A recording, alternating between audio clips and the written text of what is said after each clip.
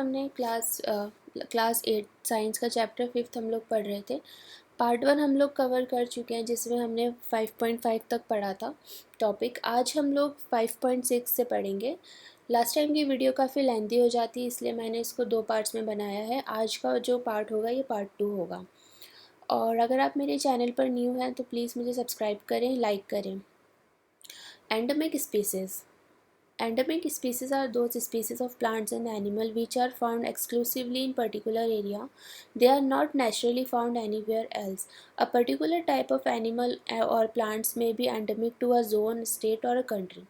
अब endemic species क्या होती हैं? ये प्लांट्स और एनिमल की स्पीसीज़ होती हैं जो एक पर्टिकुलर एरिया पर ही हमें मिलती हैं। वो ज़रूरी नहीं है कि वो कहीं पर भी हो, जहाँ पर नेचुरल हम फाउंड करते हैं, नेचर वहाँ पर हो। ये किसी भी पर्टिकुलर एरिया, जोन या फिर स्टेट से ये जो होती है हमारी एंडेमिक स्पीसीज़, ये बिलोंग करती है। Sal and wild mango, two example of endemic flora of Pachmarhi biosphere reserve. Bison, Indian giant squirrel and flying squirrel are endemic flora of this area. अब जो हमारा साल और वाइल्ड मैंगो जो रहता है, ये हमारा एंडेमिक फ्लोरा है। कहाँ का? पंचमढ़ी बायोस्फीयर रिजर्व का. बाइसन जो है हमारा, वो इंडियन जाइंट स्क्वेरल और फ्लाइंग स्क्वेरल भी हमें इस एरिया में मिलती है. Increasing population and introduction of new species may affect the natural habitat of endemic species and endanger their existence. अब जो पॉपुलेशन बढ़ती है, जितनी भी पॉपुलेशन एक एरिया में या फिर एक जंगल में, जहाँ पर एनिमल्स की या फिर प्लांट्स की जितनी भी उनकी हैबिटेट्स बढ़ती हैं, तो जो एग्जिस्टिंग हैबिटेट्स हैं उनको वो काफ़ी एंडेंजर करती हैं. उनका सर्वाइवल वहाँ पर मुश्किल हो जाता है. स्पीसीज़ हमारा, species is a group of population which are capable of interbreeding. This means that the member of species can reproduce fertile offsprings only with the member of their own species and not the member of other species. Member of this species have common characteristics. Species क्या होती हैं? अगर आप ऐसे मान सकते हैं, अगर कोई एक टाइप की बर्ड है, तो एक टाइप की बर्ड है तो वो एक ही टाइप की बर्ड को वो क्या करेगी, उसका एग वो ले करेगी, तो उस एग में से उसी तरह का बर्ड निकलेगा.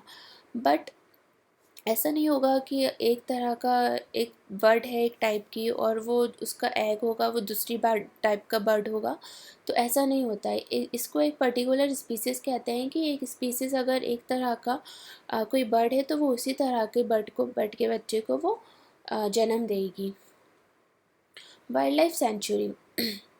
Wildlife sanctuary like reserve forest provide protection and suitable living condition to wild animal. He also tell them that other living in wildlife sanctuary are allowed to do certain activities such as grazing by their livestock, collecting medicinal plant and firewood etc. Wild life sanctuary क्या होती है? हमारी एक reserve forest जैसी होती है, जहाँ पर जितने भी लिविंग कंडीशन और वाइल्ड एनिमल्स हैं, इनको ये क्या करती है? प्रोटेक्ट करती है.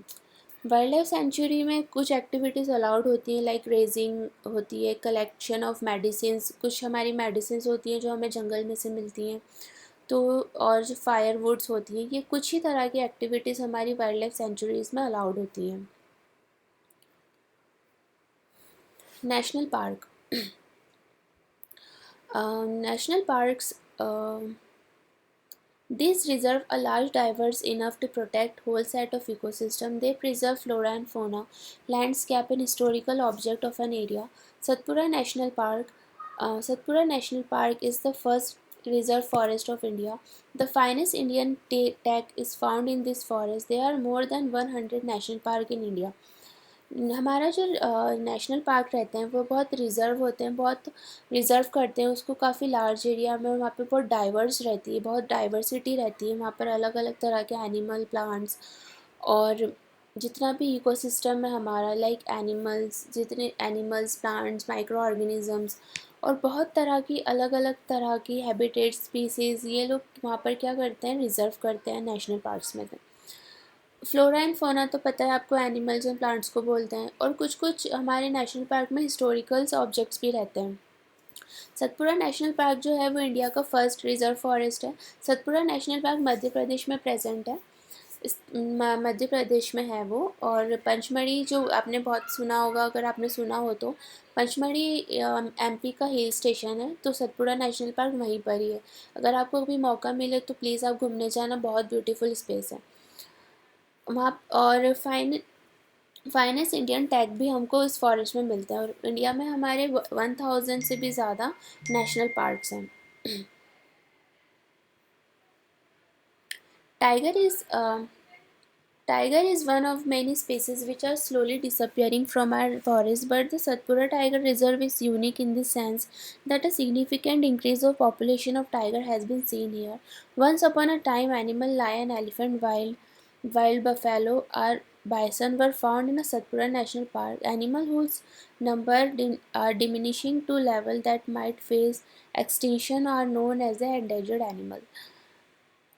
अब एमपी में जो सतपुड़ा पार्क है, सतपुड़ा नेशनल पार्क है, तो वहाँ पर एक तरह का हमारा सतपुड़ा टाइगर रिज़र्व भी बना हुआ है। जैसे कि आपको पता होगा कि हमारे इंडिया में टाइगर की जो स्पीसीज़ है, टाइगर जो है वो काफ़ी धीरे धीरे बहुत डिसअपियर हो रहे थे। तो जो हमारा सतपुड़ा नेशनल पार्क है उसने टाइगर की पॉपुलेशन को काफ़ी प्रोटेक्ट करा।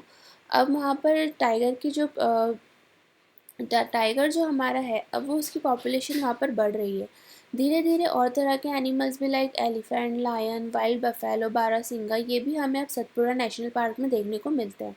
एनिमल हुज और जो हमारे एनिमल्स होते हैं जिनकी जो बहुत ज़्यादा जिनका जो डिक्रीज़ होती जाती है, स्पीसीज़ जो ख़त्म होती जाती है, डिसअपियर होती जाती है, उन तरह के एनिमल्स को हम लोग क्या बोलते हैं, इंडेंजर्ड एनिमल्स बोलते हैं।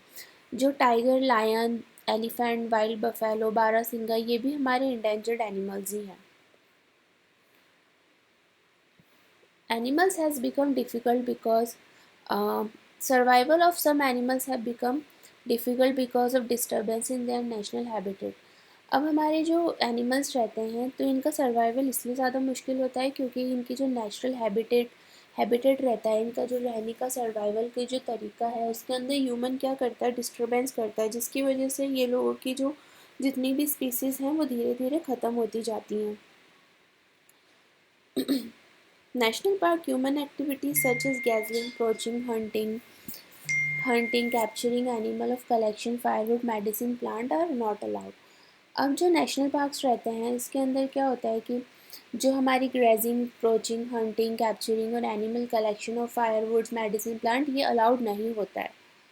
वाइल्ड लाइफ सेंचुरी में ये सारी चीज़ अलाउड होती है, बट नेशनल पार्क में ये चीज़ें अलाउड नहीं होती हैं, क्योंकि नेशनल पार्क में हम इस तरह के एनिमल्स को रखते हैं जो बहुत ज़्यादा एंडेंजर्ड कैटेगरी में होते हैं। वैसे तरह के हम लोग एनिमल्स को नेशनल पार्क में रखते हैं। An ecosystem is made of all plants, animal and microorganism in an area along with non-living components such as climate, soil, river, delta, etc.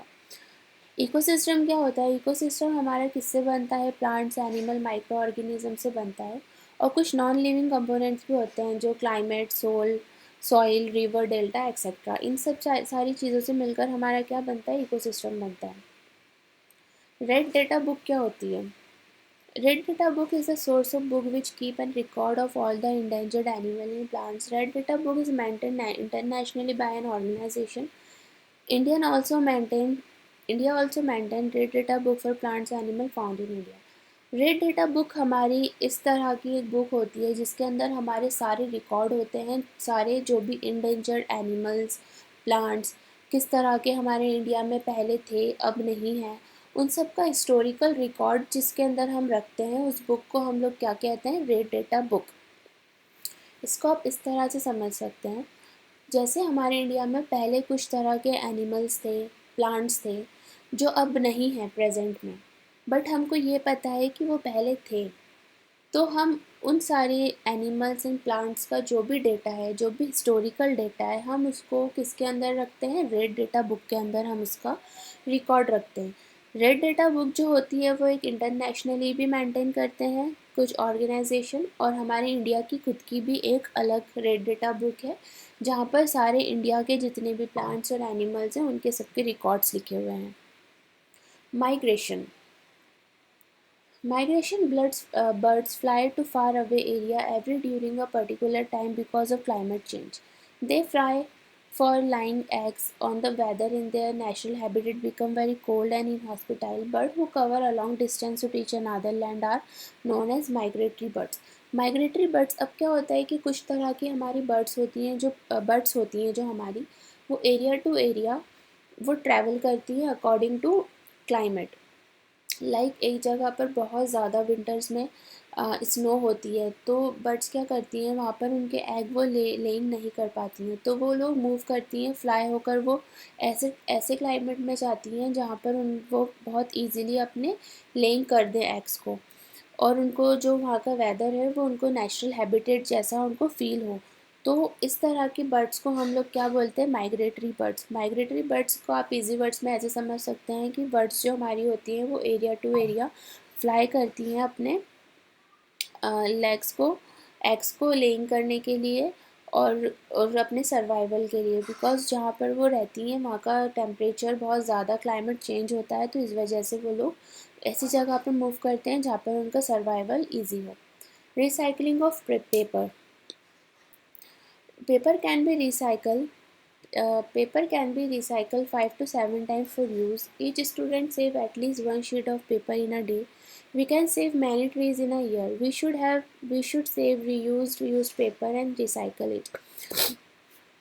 Sorry. अब जो पेपर होता है वो 5 से 7 बार रिसाइकल हो सकता है। अगर हर स्टूडेंट एक शीट ऑफ पेपर अगर सेव करेगा तो इससे हम साल में काफ़ी ज़्यादा ट्रीज़ को सेव कर पाएंगे। हमारा जो एक रीयूज पेपर जो होता है, एक यूज़ करा हुआ जो पेपर होता है, अगर हम उसको रीयूज़ करें तो इससे हमारे रिसाइकलिंग की जो प्रोसेस है वो भी हमारी काफ़ी बढ़ेगी। लाइक अगर हम बहुत सारे 1 शीट ऑफ पेपर भी अगर एक स्टूडेंट अगर सेव करता है तो इससे मैनी ट्रीज़ को हम लोग सेव कर सकते हैं। But by this we not save trees but also save energy and water needed for manufacturing paper. ऐसा ज़रूरी भी नहीं है कि हम सिर्फ ट्री ही को सेव करेंगे, इस ऐसा रीयूज़ करने की वजह से क्या होगा कि एनर्जी और वाटर भी हमारा सेव होगा जो एक पर्टिकुलर पेपर बनाने में लग रहा था। साथ ही साथ अमाउंट ऑफ हार्मफुल केमिकल्स जो हमारे यूज़ होते हैं वो भी रिड्यूस होंगे, जिससे हमारे इन्वायरमेंट में भी काफ़ी नुकसान पहुंचता है। रिफॉरेस्टेशन। अब रिफॉरेस्टेशन क्या होता है? Reforestation is restoring or destroy forest by planting new animal. The planted trees should generally be of same species which were found in the forest. Reforestation हमारा क्या होता है, जो हमारे फॉरेस्ट हैं वो डिस्ट्रॉय हो चुके हैं, जो वहाँ पर हम लोग न्यू प्लांट्स को प्लांटिंग कर दें न्यू प्लांट्स की, जो हमको जंगल में मिलते हैं और जो वहाँ पर थे। लाइक अगर मैं एक जगह से मैंने अगर मैंगो ट्री कट किया है तो मैं उस तरह का मैंगो ट्री दूसरी जगह पर अगर प्लांट कर दूँ तो हमारा वो बैलेंस हो जाएगा। अगर एक ट्री कटा है for making very important things like paper या फिर कुछ और चीज़ के लिए, अगर हमें मजबूरन वो एक ट्री काटना पड़ा, तो हम वैसे ही अगर सेम टाइप ऑफ ट्री अगर हम एक जगह पे प्लांट कर दें तो उससे क्या होगा कि हमारा जो फॉरेस्ट है वो बैलेंस्ड हो जाएगा। Reforestation can be naturally. If the deforested area is left undisturbed, it reestablishes itself. In a natural reforestation, there is no role of human being. अब रिफॉरेस्टेशन क्या होता है, ये नेचुरली ही बनता है। रिफॉरेस्टेशन अगर अगर हम डिफॉरेस्टेड एरिया को अगर हम अनडिस्टर्ब छोड़ दें, अगर हम उसको उसके हाल पर छोड़ दें, उसको डिस्टर्ब ना करें, तो क्या होगा कि वो खुद से ही रिफॉरेस्टेटिंग वहाँ पर स्टार्ट हो जाएगी और उसमें ह्यूमन का कुछ रोल नहीं रहेगा, वो नेचुरली ही वहाँ पर ट्रीज़ बनना स्टार्ट हो जाएंगे। We have already caused tremendous damage to our forest. If we have to retain our green wealth for future generation, plantation of more trees in the only one option. अगर हमें हमारी future generation को, अगर हमें अच्छा oxygen, अच्छी greenery, अच्छा सब कुछ अगर हमें एटमॉस्फेयर और जितना भी इन्वायरमेंट अगर हमें उसको देना है तो हमको प्लांटेशन ही करना पड़ेगा, इसके अलावा कोई और ऑप्शन नहीं है। Forest Act is the act aimed to preservation and conservation of natural forest and meet the basic need of people living near the forest. अब हमारे इंडिया में ना एक तरह का एक्ट है, फॉरेस्ट एक्ट है, जो हमारा प्रिजर्वेशन और कंजर्वेशन ऑफ नेचुरल फॉरेस्ट के लिए यूज़ होता है। ऐसा होता है कि कुछ ह्यूमंस और जो ह्यूमंस हमारे कुछ ट्राइब्स विलेजेस के पास जो रहती हैं, तो उनकी जितनी भी बेसिक नीड्स हैं उनको पूरा करने के लिए हमारा इस तरह के एक्ट को इंडिया ने बनाया है। ये आज हमारा चैप्टर 5 पूरा कंप्लीट हो चुका है। और आप मैंने सारे इसके अंदर मेन टॉपिक्स ही कवर करे हैं जो बहुत ज़्यादा इम्पॉर्टेंट है और जो आपके नॉलेज के हिसाब से भी इम्पॉर्टेंट है, और क्वेश्चन आंसर्स जो भी रिलेटेड हैं सभी इसी टॉपिक्स में से आएंगे। और अगर आपने अभी तक मेरा चैनल सब्सक्राइब नहीं किया है तो प्लीज़ सब्सक्राइब करें और लाइक करें। Thank you for watching my videos.